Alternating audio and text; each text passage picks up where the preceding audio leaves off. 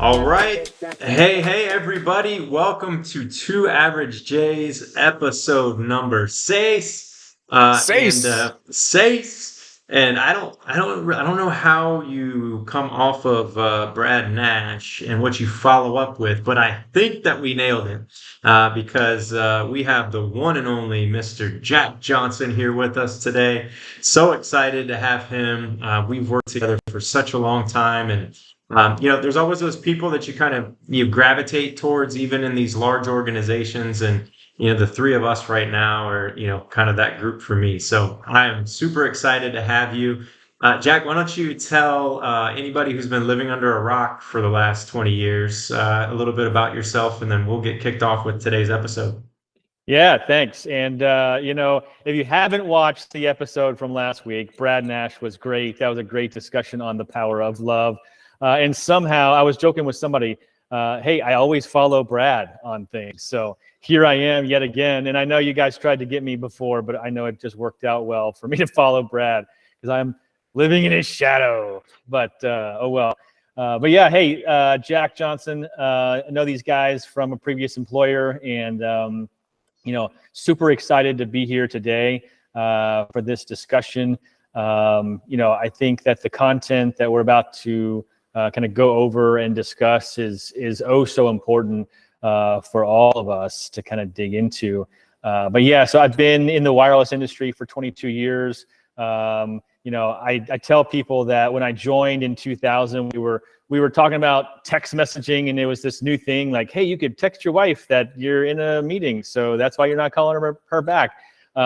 Little did we know it would become the language that it has become.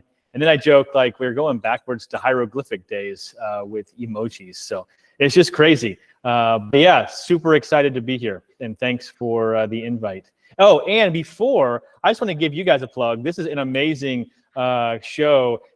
Hit subscribe button, hit all that, the like button, because the algorithms of YouTube and all the things, if you like this content and you want it to be shared with others, definitely subscribe and like so these guys can get up the list. So there you go. Free plug. Thank you. Thanks, Jack. Yeah. Thank you for that. We always forget to do that. I know. It's like we're so into the conversation. I wonder what emoji you would have for Javier. Which one would that be? And when I picture Javier, it's always the head explosion emoji, because maybe we just shared that one too much. I don't know. But that's funny. It is hieroglyphics. Yeah. Well, awesome. Well, today is Friday, and if you don't follow Jack on LinkedIn, you probably haven't seen it. But for those that have, they know it's Finance Friday. And I think we're so fortunate to have Jack here to talk about that, because I pick up things all the time from your posts. And just to go all the way back here, I grew up with a single mom. She worked very hard. We never had a lot of excess money, and we never had any conversations about money. And we were having an earlier conversation, this group here, around education and where it starts, and really just the lack of financial education from upbringing. And I was no different. So, when I started in my career, I was very fortunate to have a store manager that said, hey, Justin, do you know what a 401k is? And I said, no, it's just a bunch of numbers in a letter. And he said, well, you need to do it, and here's how you set it up, and here's where you go to do it. Whatever you're comfortable with, do that. And so that got me started. Fast forward 20 years later, I used that 401k to purchase my first business. And then, I also, ran into someone else later in my career that said, hey, are you using the employee stock purchase program? Because let me tell you how this works. And it was a benefit that our company gave, 15% off discount on the stock price of wherever it was, the beginning or the end of the period, which was a discount all the way around. And it's basically, free money. I wasn't taking advantage, but I was fortunate to run into two leaders that kind of took me under their wing a little bit and explained those things to me. One of the things that truly stands out about Jack is that you actually did that for large groups of people. And, I'm kind of curious, like, how did you get started with that? What was the idea behind it? And then tell us a little bit about, kind of the content that you talk to people about. Yeah, I think that's great. And, kudos to the leaders that reached out to you to kind of do that and kind of shepherd you in that way. My own personal journey was one, like I grew up in a house where my dad was in corporate America. He was impacted by layoffs a couple times. And I kind of saw how that impacted my parents and their financial life. And I remember even as a young kid, like those seeds being sown in me, like, hey, how could I set myself up so that when a layoff happens, because most of us will experience something like that at some point if we are in corporate America, how can I set myself up to where the impact is minimized as much as possible? So I started to really learn and really follow people, whether it be, radio shows or books or, podcasts now. So there's just so much content out there now for you to learn about these things, because Justin, to your point, we aren't educated on this normally in our school systems here in our culture, and which is sad, because it's such an important and vital part of our life, like financially. And most families don't talk about it. Like I remember, so to bring this in, I remember talking to people that were on my team, store managers and assistant managers, and even reps within a store. And these people were making more money than anybody in their family had ever made. And they were so proud of that. And I was proud for them. And we were in this like incredible opportunity as a company where people were making great money because of the growth that we had. And I started to see, the behaviors, if you will, of these individuals wearing, new Jordans or new, trendy clothes, or, we were wearing hoodies and leather jackets and all the things. And you would see some of these things that cost a lot. And then even the cars that they were driving and the cars that were out in the parking lot. I remember one store manager, I went to visit their store and they were driving a Maserati that day. And, he was so proud to like show it to me. And I'm like scratching my head, like, all right, I know you make less than six figures. And he thought he was impressing me by showing me his vehicle. And I was like thinking, like, I can't believe I'm giving you the keys to this store and the inventory, because you're not really making great personal decisions. So what kind of decisions are you making behind these four walls? But that really kind of drove me to start asking questions. So I started to ask my own team, like, well, hey, are you investing in the 401k? Are you taking advantage of the match program that T-Mobile offers? Are you taking advantage of the employee stock program? And a lot of them kind of shot back some blank stares, or I would get back, I'm not really comfortable with that because I don't really know a whole lot about it. Or they were saying, well, my family or my culture doesn't really speak about that, that often. And I assured them, like, hey, just to let you know, most families don't, or most cultures don't. And I think, there's some shame associated with personal finances sometimes, where people don't talk to their kids because they don't want their kids to ask them too many questions, like, what are your finances like? Why didn't you do that? And so, I think it's just weird topic. Like, we'll talk about things in our life, or we'll do like, show people certain things, but when it comes to finances, it's very closed off. And yeah, it is, which is strange to me. Like, parents should be helping them, and we as a society should be open and honest about finances. And so that's really where the subject matter came from. And so I developed a 2-hour class for my team. We would do it before hours, before stores open and things like that. So it was totally like a volunteer thing. But I really kind of wanted to give a basic, just baseline and foundation for people, so that when they spoke to people at Fidelity or Vanguard or Charles Schwab, or they met with a financial advisor, they didn't feel ignorant. They didn't feel like they were walking in just totally uneducated. And so I developed this, and really it was kind of like, okay, what's a 401k? What is an IRA? What's the difference in a traditional and a Roth 401k or IRA? Like, what benefits do those lend you from a tax saving standpoint? What's a mutual fund? Like, how does that work? What to look for in a mutual fund? Not telling people how to invest, but really how to go and educate themselves and to research on their own so that they felt confident. I always say this: don't ever, invest in anything that you don't know about, like that you're not educated and you don't feel totally confident in. So just because your cousin Eddie at Thanksgiving says, "Oh, I invested in, GameStop and I made all this money," like, don't do that until you understand like what's going on. And I think in today's age too, you hear a lot of strategies and theories on TikTok and Twitter and YouTube. And it's dangerous if you follow that advice without being completely educated yourself. And I think what happens is when you're not educated, just like those people that I was speaking to, it freezes them and it makes them do nothing because they don't want to make a bad decision. And so because of the fear of a bad decision, you end up not making a great decision for your future self. And so that's really what I wanted to provide for my team. And I know during COVID, when a lot of people were at home and they weren't necessarily working in the stores, I reached out to you guys and to some peers and started to teach this stuff to their teams. And so it kind of took off. And I was just so appreciative of the amount of people I was able to influence and to teach this stuff to, because the stories that I get now, it's so cool. I mean, I get messages often that say, people are like, "Hey, I learned this, and now it's been 2 or 3 years, and I look at my 401k, and the amount of money that's in there is it's crazy. I never thought I could save that much or earn that much." There's people that have purchased their first houses, or made investments that are life changing for them and their family, and it's just so rewarding from that standpoint. Yeah.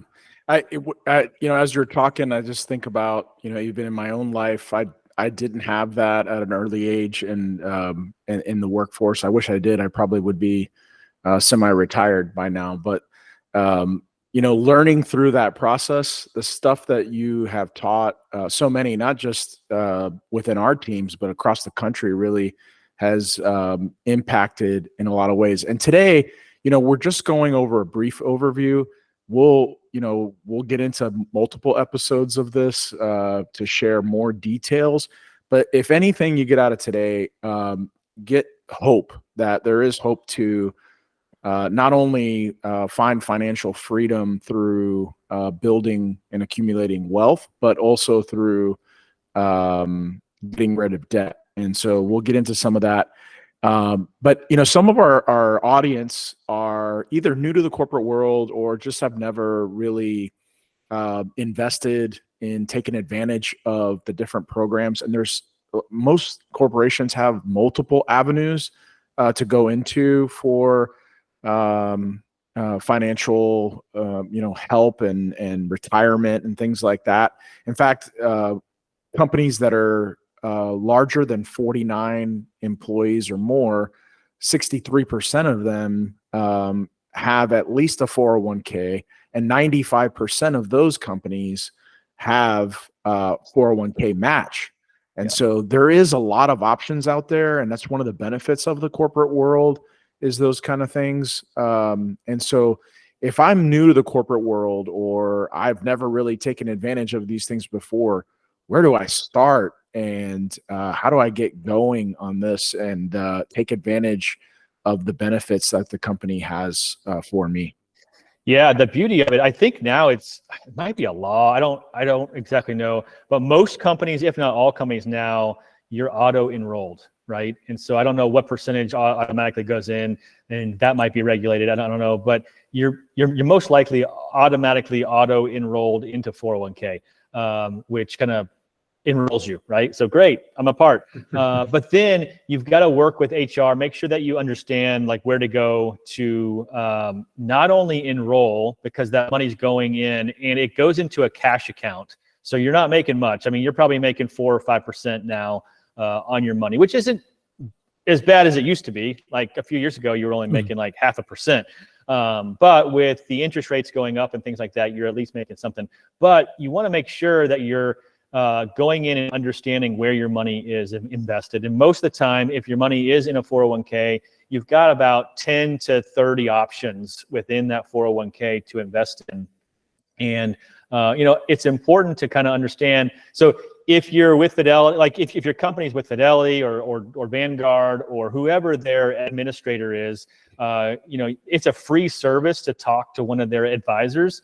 And more than like finding out where they would invest the money, learn how to navigate the site, how to navigate the system so that you can find out where your money is, how to transfer that from the cash account into investments and things like that, just to educate yourself again on how to do that.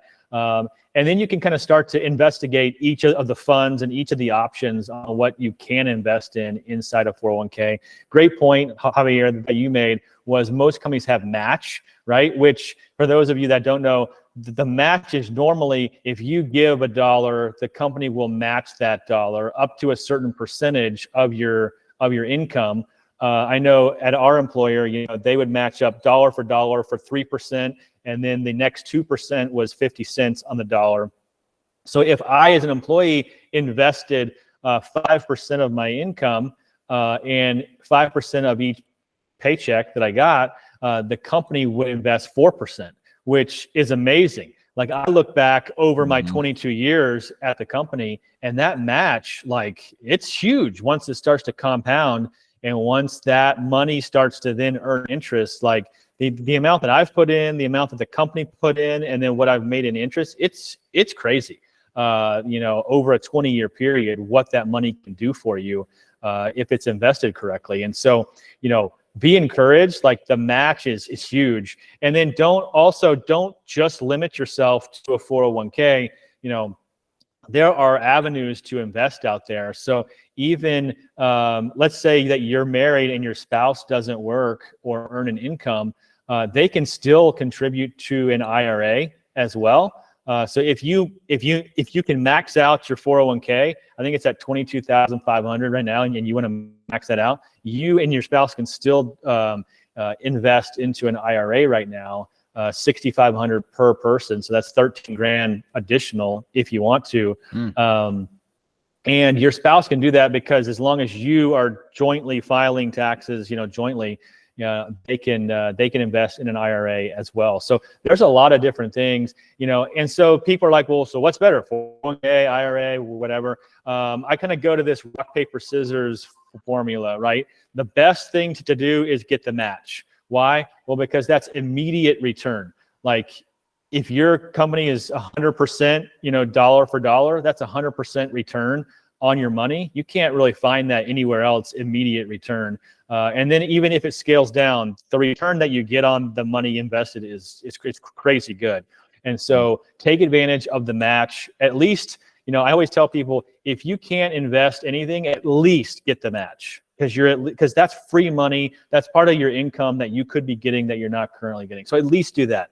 And then, once you kind of get the match, look at an IRA. And the reason why an IRA is better than a 401k is because you're going to have more options to invest in. So with an IRA, you're going to get access to thousands of investments versus just 10 to 30 that your company is choosing for you what you can invest in. And so, max out that IRA every year if you can. And then if you still have money, so like most financial advisors say, invest 10 to 25% of your income into retirement, somewhere in there. And if you max out your IRA and you still have funds left over that you want to, then you can revert the rest of those back over to your 401k. But leverage those two vehicles especially. And then if you're a high income earner and you're listening to these two average J's, and you have more money that you want to invest, look at the health savings accounts. That's a good vehicle from a tax advantage perspective that you can invest money in. One thing, that we taught in the classes was kind of what the difference in Roth and what the difference in traditional 401k or IRA options are. And, a lot of people don't understand, like they just hear Roth and they just think, oh, it's a Roth IRA. Like that's the thing. But most companies now also offer a Roth 401k, and knowing the difference in those two and where your money goes can be the difference in how much you're paying in taxes when you're 59 and a half or older. And it could be hundreds of thousands of dollars. Like, let's just say, and this is possible, like Javier just said, if you're not hearing hope here, like $200 a month invested from the time you're 25 to the time you're 65, so over 40 years, you're only going to have invested $96,000. But that money invested correctly, like in the S&P 500 or something that makes more than that, so at 10% or greater return, that's going to turn into $1.2 million, right, over a 40-year period. And so you would have invested $96,000. The market would have created another $1.1 million for you on your behalf, which is crazy. And the difference in taxes between a traditional and a Roth could be upwards of $250,000. So here's how it works. A traditional 401k or a traditional IRA, whatever money you put in there this year, you're not going to pay taxes on that. So let's just say you put in $5,000 this year, you would deduct that $5,000 from your taxable income and you wouldn't pay taxes on that. But as that money grows over the years, when you withdraw that money from, like, whenever you're ready to withdraw it after 59 and a half, when there's no penalties, right, then you would pay taxes on that money. So whatever it grew to, so in the previous example, if you put in $200 per month and it grew to 1.2 million, you would owe taxes on that 1.2 million. With a Roth IRA or a Roth 401k, if you put in those 200,000, you would have paid taxes on that $200 or that $96,000 that you put in each year that you put that in. But all that growth, that $1.1 million of growth, you would not owe any taxes on, which is amazing, right? Like I said, that could be upwards of $200-something thousand that you would owe in taxes that you would not have to pay legally. Like, this is a good thing. And so, you know, that's just something that you need to consider when you're thinking about which one should I invest in, Roth or traditional. And so, you know, that's important. And there's so many things that you can learn like that would help your future self, that are vital to your success. Now that example is just that tells you everything you need to know right there. Do you want to pay taxes on $96,000 or do you want to pay taxes on $1.2 million? That's right. Was 25% up. So that's the difference between the two, which is awesome. And I think as you talk to, you know, wealthy people, and I think this often gets kind of like a bad press because there's so many, you know, corrupt business people that take advantage of the tax laws, but the tax laws are there also to your benefit. You just have to look into them. And so, like, for example, if I'm a single earner and I make $60,000 this year, if I go ahead and put in 5,000 of that to a 401k, I'll stay in a lower tax bracket as opposed to jumping up to that much higher tax bracket. And so educate yourself around, you know, how to take advantage of tax savings and how to make sure, if you don't have a CPA or somebody that does your taxes for you, you should definitely talk to them, because that was eye-opening for me when I first saw it. You know, another topic that's eye-opening as well, and you know, I'll just take you back to my family where we just put money in a bank account or just stuffed it under a mattress. You know, what was working against us was inflation. And so, you know, can you talk briefly just about how investing is going to help you outrun inflation, how to make sure that you don't fall a victim to it? Yeah, totally. You know, I think inflation is one of those things that it's going to happen, right? You know, the prices that you used to pay in high school are definitely, you know, higher today than they were then. Heck, even 3 years ago, right? You look at, you know, eggs, for instance.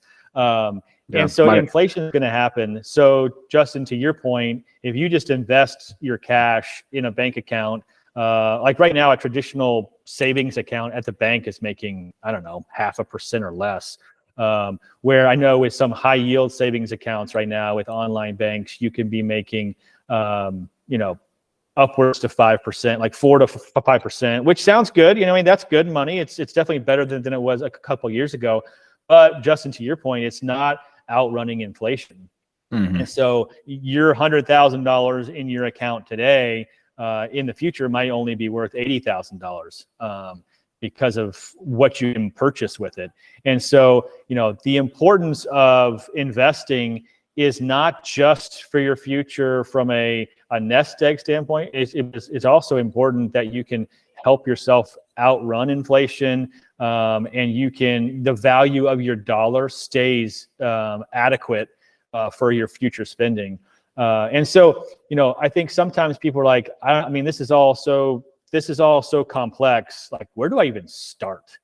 I think, Javier, like you were talking about that, like, how do people start? I think learning where, your company can provide you with a 401k and things like that. Like, where do you invest in an IRA?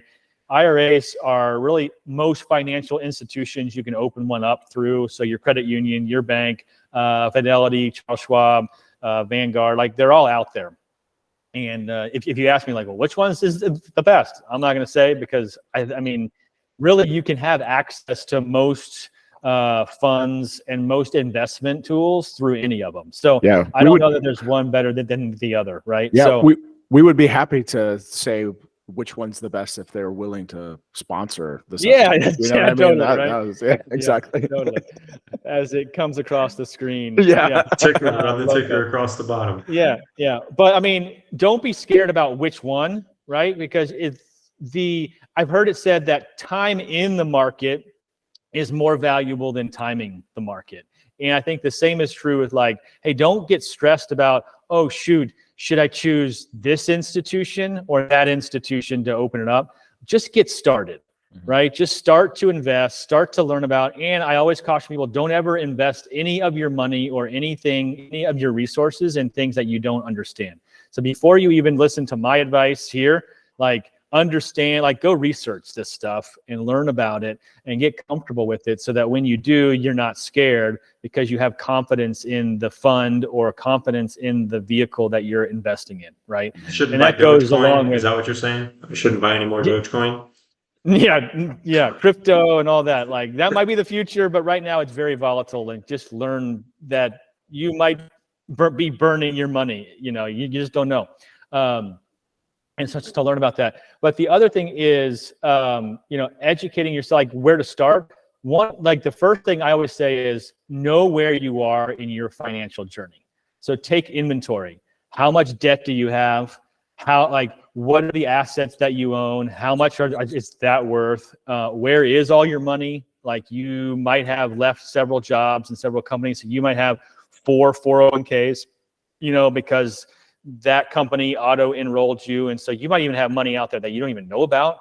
Like, so if you've worked for various companies, like, go research that. And so you might have thousands of dollars out there, but, like, get a true picture of where all of your money is, how much you're leveraged in debt, and kind of get an understanding of where you are financially. So I think that's step one. That's important to kind of know, because when people do this exercise, a lot of times they're like, holy cow, I did not realize that I'm $50,000 in debt, right? Because it's spread out amongst all these things and you're just not organized. And that might give you a good wake-up call, like, what am I spending money on?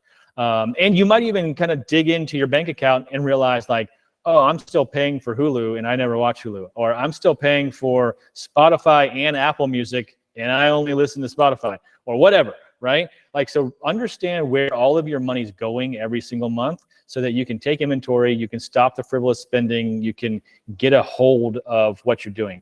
Once you kind of know that, then you also have to think about, okay, what do I want to do in the future?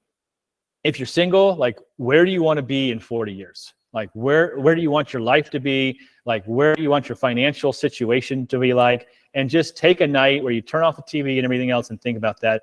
And if you're married, especially, you guys as a couple need to discuss this. Like, turn off everything when the kids go to bed, or get on a date night, right? And start to dream together. Like, what do we want our life to be like when we're 60s and 70s and 80s and, quote unquote, retired? Because most people have thought about that in their life.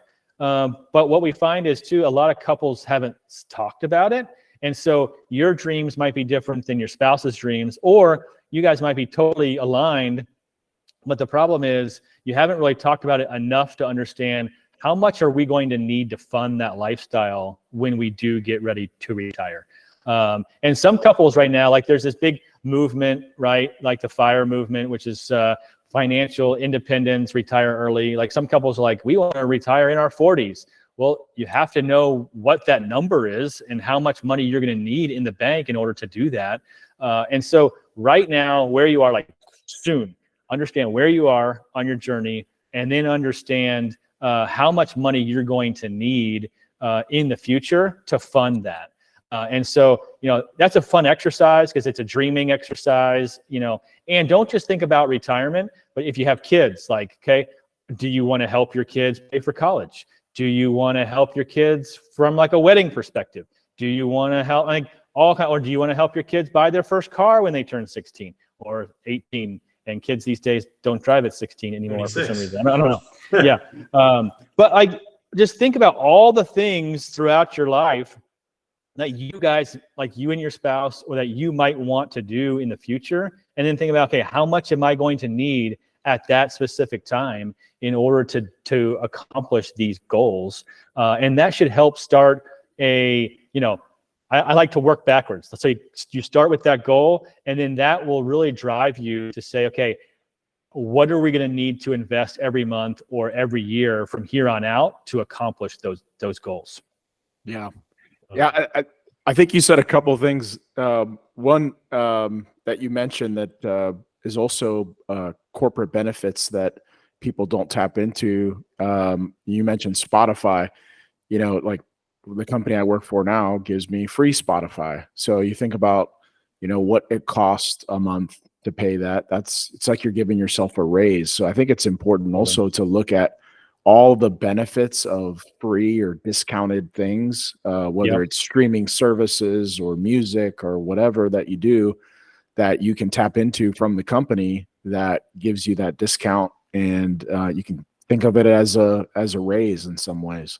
Totally. But going back to something you said earlier around debt, you mentioned debt and really analyzing and seeing where you are. Well, today, the average American by the end of 2022, the average American household is at least over $101,000 in debt. And so, speaking to the average American out there, that's our listeners, that has this kind of debt, and you're talking about investing and doing all these things and putting your money into that, but they have this debt that's looming there, and they're saying to themselves, I don't know what to do. What do you recommend, and what would you say to the listener out there who has a lot of debt, which the top three debt is obviously a house, car, and credit cards, student loans. Yeah. So you look at those kind of debts. How do you go attack debt? And do I invest and attack debt at the same time? How should I go about that, in your opinion? Yeah. Well, I think you got to categorize the debt, right? House debt, like a mortgage, is definitely different than consumer debt or student loan debt. But I would kind of set the mortgage aside for a minute and really focus in on all the other debts. Focus on your car debt, focus on your credit card debt, focus on your student loan debt. And the reason being is the interest rates are usually way higher on that kind of debt. And so you want to make sure that you're attacking that debt as quickly as possible, because all the money you're paying every year on interest to the institution, you could be paying yourself in investments, right? And so I've always heard your greatest tool when it comes to finance is your income. And so if all of your income is going towards paying the bank, right, there's a reason why all these fancy buildings downtown in our cities are banks and things, right? Just like casinos in Vegas, there's a reason why they're so fancy. It's not because they lose a lot, right? So a lot of your money's going there. So there's two ways to kind of tackle consumer debt and student loan debt. And there's two kind of schools of thought. One is the avalanche method, and one is the snowball method. The avalanche is kind of list your debts, highest interest rates and highest balances to the lowest, and attack those first. So that kind of builds upon itself. The problem with that can sometimes be you don't get quick wins. So you don't see a win as quickly as you will in the snowball method. The snowball method, which is the method that I've seen work for millions of people and has really helped people, is you list your debt smallest to largest regardless of the interest rates. and you just start to attack that. So you might have a credit card with $100 on it. You can pay that off this month. Attack it, right? Get that off the list. That creates a psychological win for you. Like, okay, I just got that off the list, right? And it's one less bill to pay. It's one less thing that you got to worry about. It's one less minimum payment that you got to think about. And so get those short wins, and then whatever money you were paying on the minimum payments, as you knock those out, the snowball builds, and you use that money to then pay off the next debt and the next debt and the next debt, right? And it builds upon itself.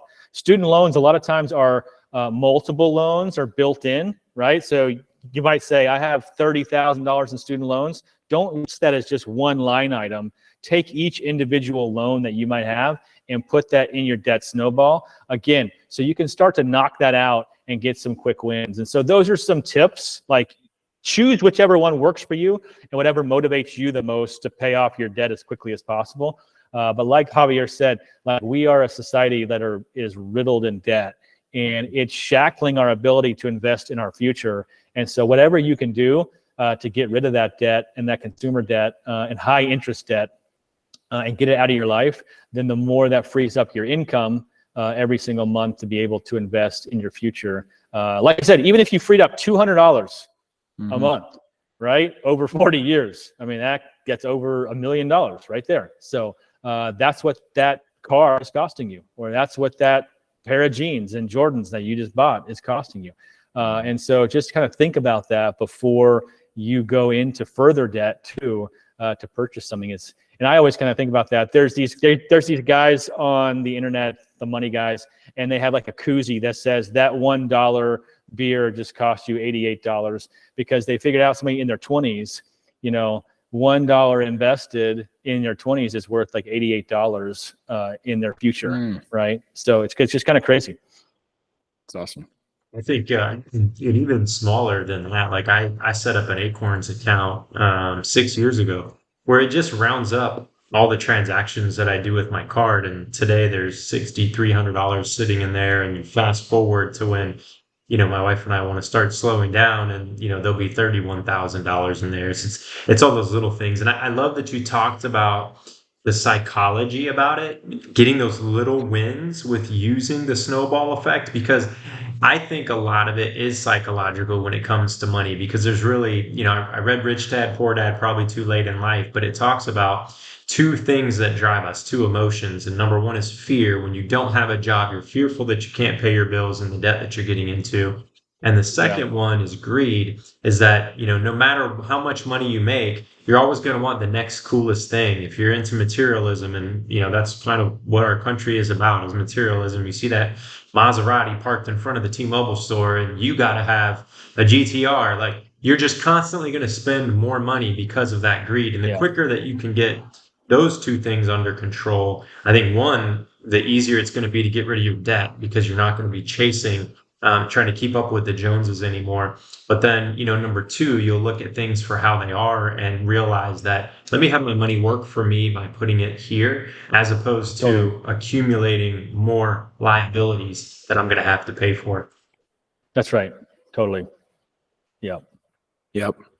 So I think we're running out of time, unfortunately. But I wanted to first thank you, Jack. You've always, I've known you now for probably 15 plus years, and you've always been a servant leader that loves to serve and give back to people, and with a genuine heart. And so I know that this is motivating and impactful for many. Yeah. So thank you for that. Yeah, if I could leave you guys with something to encourage people to, real quick, stay off of TikTok, right? Stay off of YouTube, these get-rich-quick stand. But there was a study done with 10,000 millionaires. And a lot of time when we think about millionaires, most of our minds go to like Mark Cuban and Warren Buffett. Okay, those guys are billionaires, not millionaires, right? So the people that are millionaires, the top three professions, engineering, accounting, okay, that can kind of make sense. The number three, in the study, teachers, right? Teachers don't make a lot. Teachers make less than six figures normally. And so I wanted to encourage you guys with that, right? So you don't have to come from wealth. You don't have to come from six-figure income your whole life, right? Just it's a little bit at a time. It's just a little from your paycheck.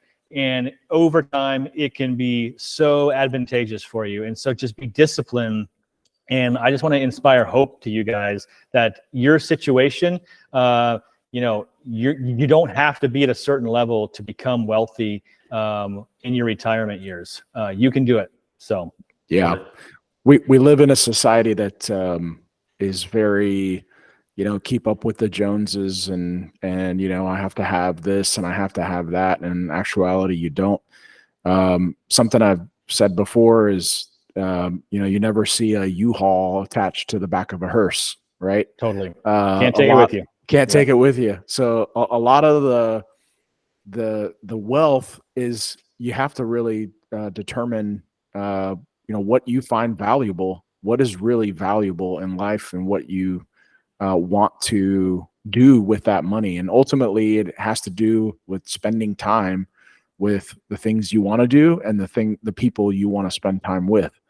And Totally. so that freedom that can provide is huge. And so I think another thing that you've said throughout is that there is no quick fixes. We live in the tortoise, as you've said before, the tortoise always wins the race. Yeah.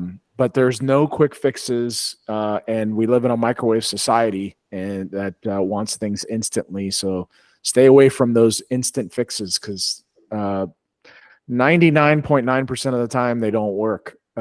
So great advice today, Jack. I think we're going to have obviously multiple episodes. If you're listening out there today and you want to know some specific things around investing and how to invest, feel free to comment on this podcast, and we'll be looking at those at a later date and ask those questions for you. So don't be afraid to do that. We'd love to hear from you so that we can further help you out. But Jack is going to be back in a couple weeks to share more of his knowledge and get a little bit deeper and a little bit more granular. But before we leave, like and subscribe. We appreciate you listening. And thank you again, Jack, for coming on. And I hope to see you soon. And everyone out there listening, hope to see you soon as well. Take care, everybody. Awesome. Thanks, everybody. Thanks, Jack. Bye, everybody. Yep.